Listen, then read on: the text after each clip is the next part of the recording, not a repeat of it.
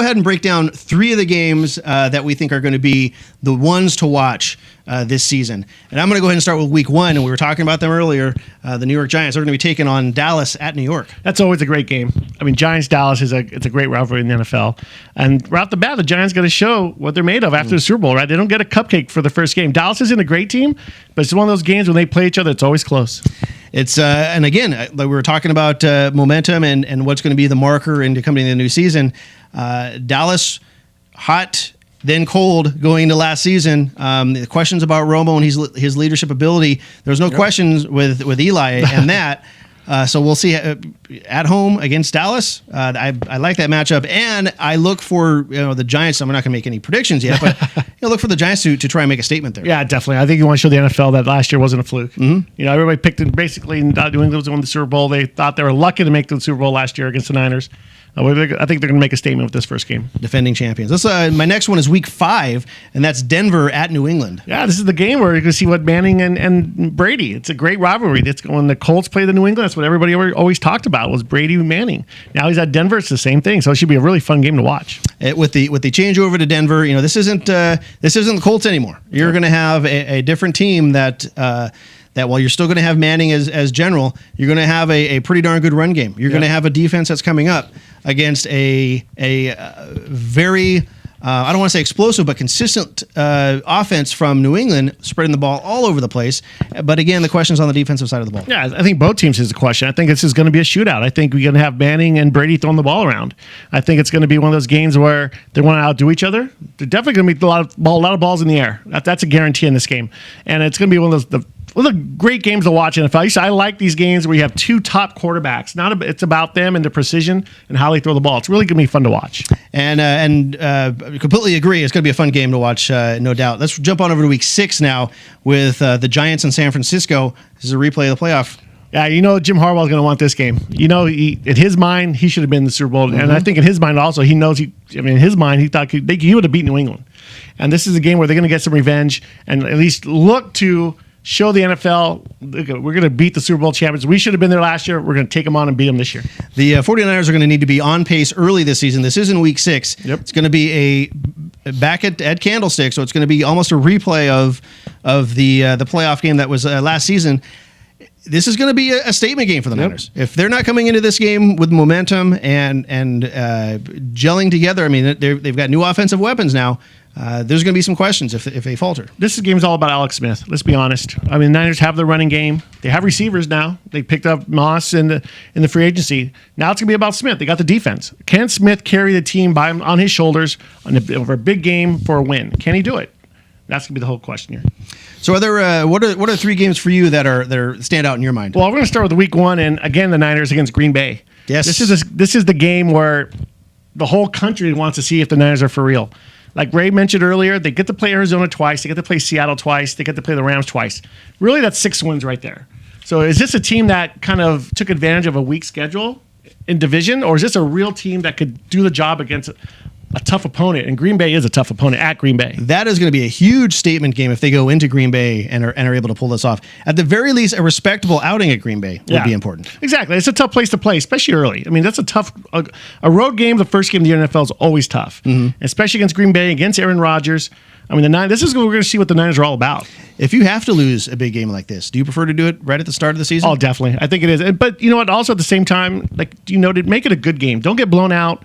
If you're going to lose close, lose playing hard. Don't lose with the 5 turnovers. Don't lose getting beat by 21. Make it a good game. I don't plan on them losing, but but like I said, make it a competitive game. That's all you could ask for, especially on the road in Green Bay. So who else you got for some good games? So I got week 3, and I got the New England Patriots at the Baltimore Ravens. And the reason I think this is a big game is you got 2 wily veterans, 2 guys have been in the wars, in Ray Lewis and Tom Brady. And for me, I'm the biggest Ray Lewis fan there is out there. Early in his career, I thought he was a little hot dog. I thought he was a little over the top. Watching him, especially now after over 10 years in the NFL, this guy's all heart. This guy's about motivating. This guy's about making the tackles. And that's the kind of guy you want as a leader. You don't want no prima donna. You want a guy like Ray Lewis who's going to show you how hard to play in practice and also in games. And for a lot of people, that is the definition of a leader. Yep. You're going out there and you're proving by example. You're leading by example. You want them to be inspired by you and to play harder because they see how hard you're playing. Yeah, and I think Baltimore is one of those teams that, even though their offense usually doesn't light it up, everybody loves to watch their defense play. Ed Reed at safety. You got Lewis. They hit hard. They come at you guns blazing. And this is a game where usually New England struggles. Usually, I mean, Brady gets the happy, and I don't blame him, gets the happy feet in this game because he knows if he's going to get hit, he's going to get hit hard. Exactly. It'll be fun to watch though. So who else do you got for your final game? So my final game is kind of an interesting one, and I'm going Week 16, Washington at Philadelphia. And this is going to be an interesting game to me because it's going to be near the end of the year. You have RG3 with Michael Vick. This will be the second time they meet. But also, you know what? This is a game where Philadelphia, they haven't, last year they didn't make the playoffs. This is a game that might either get Andy Reid fired or bring him back next year. Because if he doesn't make the playoffs this year, I think the fans in Philadelphia will not be very happy. That's a good point. Reid might be on a very, very, very short leash now. And now you're going to be having a game against RG3 after almost an entire season now under his belt with the Redskins. Very similar styles between Vic and RG3. It's going to be a very interesting game. Yeah, and I'm interested to see how Shanahan works with RG3 also. I think RG3 is more of a more accurate passer than Vic, both obviously very athletic. But I think RG3 people don't look at him as a pure passer. And if you watch him at Baylor, he can throw the ball, he can lay it in there, throw it hard, he can throw it over the top. He's a very accurate quarterback. So I think he doesn't get the credit like he should get for being an accurate passer. Good points, and that'll be a fun game to watch right there at the end of the season. So as many people know, we are both Bay Area natives. Myself, I'm a Raider fan. Angel. I'm a Niner fan, so you're going to hear the we a lot from me this year. So let's break down the Bay Area games and a few of the ones that, for me, stand out for the Oakland Raiders. Division games are always exciting to watch. I'm going to stay away from those. I'm going to look at two other games in Week 3 against Pittsburgh at home. Probably one of the top rivalries in the NFL. This goes from the 70s. This goes from Chuck Noll, John Madden, Tom Flores, Chuck Noll, and now you got just a great rivalry. And this game is about hitting. They don't like each other. The fans don't like each other. It's just one of the top games to watch. It's definitely going to be a marker on the new regime in Oakland. Pittsburgh, if Wallace is still going to be there, what are his wide receiver options going to be at the start of this season? But it's just such a storied history between these two teams. It's always a fun game to watch. And this is a game where McFadden's going to be the difference. I mean, I think he's one of the top running backs in the NFL. You saw what happened when he got hurt last year with the Raiders. They really went down the dumper. I mean, and that's plain and simple. You can't blame Palmer. It was the running game. And McFadden, he was a home run hitter. He could make that 80-yard touchdown in a snap of a finger. And they didn't have that once he left. So again, a storied history between the two teams. Hopefully, for my team, hopefully they'll be able to put something together against Pittsburgh. And again, this is at home. The next one I'm going is all the way in Week 11. Again at home against the New Orleans Saints. This will be interesting to see how the Saints come out. I mean, obviously it'll be Week 11, so we'll have an idea of what they're about without their head coach, without some of their general manager.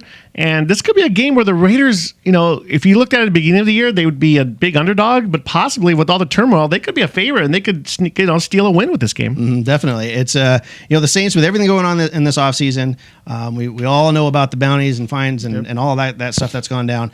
What is this team going to be like the start of the season? I think early is going to be a real marker as to, okay, is this team going to just continue on how they played last season, or are you going to see that big of a change just because of everything that's going on this past offseason?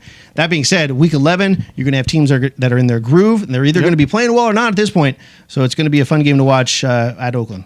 Definitely. Like I said, it'll be interesting to see if the team rallies around their new coach this year, or do they fold a tent. I think with Drew Brees at quarterback, they're going to rally, and I think it'll be a good game. But this could be a game the Raiders could steal, definitely.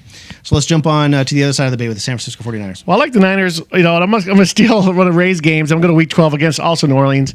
And this is where it's going to be a little revenge, I think, on the opposite side for New Orleans. Remember the first drive of the game, they drove on the Niners to about the 10-yard line, and that's when Dante Whitner whipped on the running back and caused that fumble. And I think from that point on, the Niners took over the game. even though they kind of come back and win at the end of the game with Alex Smith, I think they set the tone of the Niners of this is how we're going to play football. I mean, under Harbaugh.